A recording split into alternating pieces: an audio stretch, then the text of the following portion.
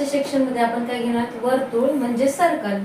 तर बघा, वर्तुळ कशा प्रकारे असते, मोठ्या आकाराचं गोल.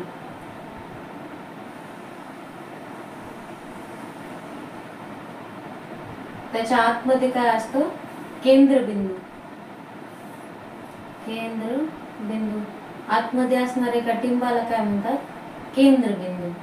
तर बघा, त्या केंद्रबिंदूला एक असती त्रिज्या, ती 5 सेंटीमीटर म्हणजे त्रिज्या. तर आजचा आपल्या टॉपिक मध्ये आपण वर्तुळाविषयी पूर्ण म्हणजे एका वर्तुळामध्ये किती म्हणजे व्यास कशा प्रकारचा असतो, वर्तुळाची त्रिज्या, वर्तुळाची स्पर्शिका कशाला म्हणतात, वर्तुळ पाकळी कशाला म्हणतात, हे सगळं आपण वर्तुळाविषयी छेदिका कशाला म्हणतात हे पूर्ण आजच्या व्हिडिओमध्ये पाहणार आहोत. तर सुरुवातीला हे वर्तुळाच्या आतमध्ये टिंब असते, म्हणजे वर्तुळ साखळी जी पूर्ण आहे त्याच्या आतमध्ये मध्यभागी जे बिंदू असतो त्याला केंद्रबिंदू असे म्हणतात. त्या केंद्रबिंदू पासून त्या कडेपर्यंत म्हणजे ती असती त्रिज्या, आणि ह्या कडेपासून त्या कडेपर्यंत तो म्हणजे व्यास. तर त्रिज्या किती, 5 सेंटीमीटर. हे 5 सेंटीमीटर बरोबर व्यास किती झाला आपला, 10 सेंटीमीटर. त्रिज्या बरोबर 5 सेंटीमीटर, त्याच्या दुप्पट हा व्यास असतो.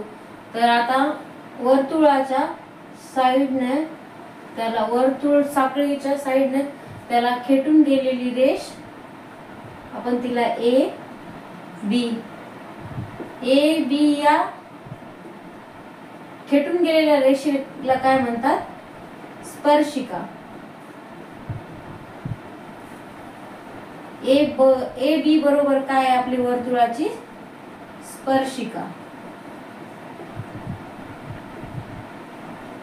आपल्याला परीक्षेमध्ये असा काय प्रश्न विचारतो, आतमध्ये वर्तुळाच्या कडेला खेटून गेलेली रेष म्हणजे तिला नेमकं काय म्हणतात, तर तिला काय म्हणतात, स्पर्शिका. तर वर्तुळाच्या ह्या कडेपासून अर्धवट ठिकाणापासून गेलेल्या रेषेला काय म्हणतात, जीवा. काय म्हणतात, जीवा. तर वर्तुळाच्या आतमधून गेलेल्या रेषेला म्हणतात, वर्तुळाच्या आतमधून गेलेल्या रेषेला म्हणतात छेदिका. छेदिका कोणती आपली, सी डी. छेदिका बरोबर सी डी.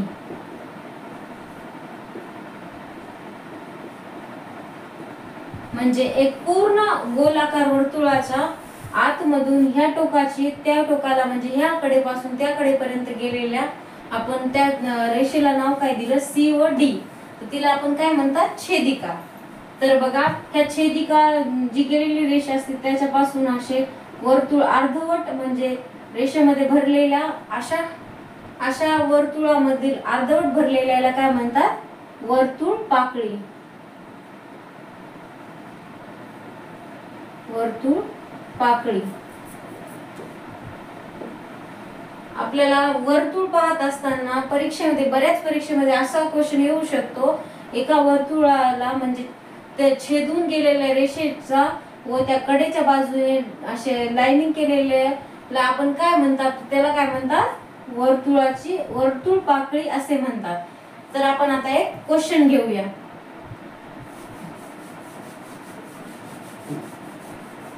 क्वेश्चन काय आहे आपला, एका वर्तुळाची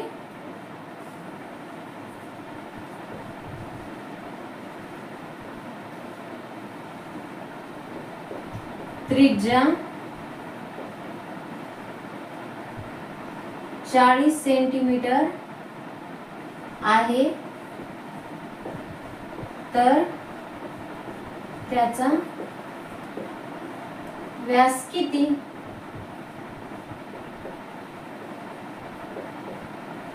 तर बघा काय दिलेले आपल्याला क्वेश्चन मध्ये, एका पूर्ण वर्तुळाची त्रिज्या किती आहे?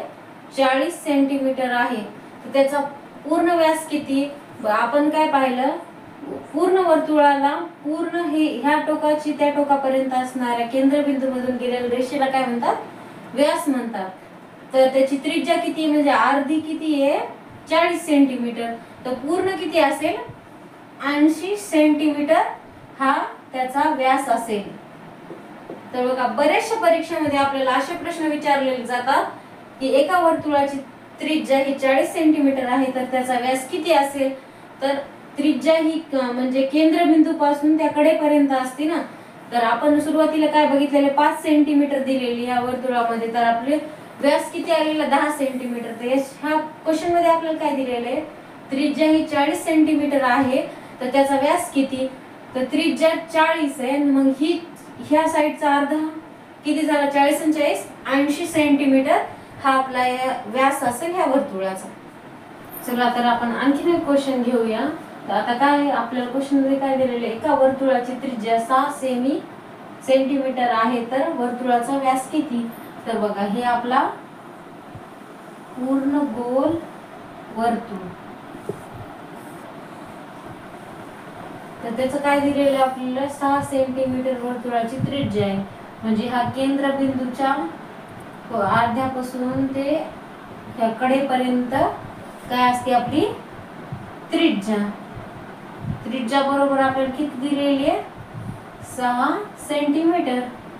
तर व्यास म्हणजे ह्या टोकापासून ते ह्या टोकापर्यंत म्हणजे केंद्रबिंदूच्या मधून गेलेली रेष म्हणजे व्यास. तर आपल्याला काय, ही अर्धी 6 सेंटीमीटर म्हणजे हे साईडची किती असेल? 12 सेंटीमीटर हे आपल्या वर्तुळाचा व्यास असेल, 12 सेंटीमीटर. आपण असं पण करू शकतो, किंवा हे बघा, त्रिज्या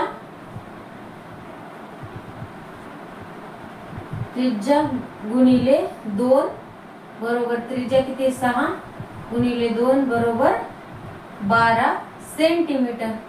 12 सेंटीमीटर हे 6 सेमी वर्तुळाचा व्यास किती येईल आपला? 12 सेंटीमीटर. आणखीन एक क्वेश्चन घेऊया. बघा, तर काय, एका वर्तुळाची त्रिज्या 11 सेंटीमीटर आहे, तर वर्तुळाचा व्यास किती? तर बघा, हे पूर्ण वर्तुळ तर केंद्रबिंदू पासून अर्धी काय असते त्रिज्या, ते किती दिलेली आहे आपल्याला? 11 सेंटीमीटर ही त्रिज्या. तर व्यास काय असतो? पूर्ण ह्या टोकापासून ते ह्या टोकापर्यंत पूर्ण व्यास असतो. हे 11 सेंटीमीटर किती झाले? 11 प्लस 11 किती झाले? 22 सेंटीमीटर. हे एक पद्धतीने झालं. तर आता दुसऱ्या पद्धतीने आपण बघू. त्रिज्या बरोबर किती दिलेली आहे आपल्याला? 11. तर त्रिज्याच्या 2 पट काय असतं? त्रिज्या ही अर्धी म्हणजे केंद्रबिंदू पासून अर्धी त्रिज्या, नंतर ही अर्धी त्रिज्या, म्हणून 2 गुणिले 2 बरोबर 11 दोन्ही 22. तर आपण अशा प्रकारे हे व्यास काढू शकतो आणि अशा प्रकारेही काढू शकतो आपण. म्हणजे जी दिलेली त्रिज्या तिची आणि पूर्ण व्यास काढायचा असले ही प्लस करून आपण व्यास हा वर्तुळाचा काढू शकतो.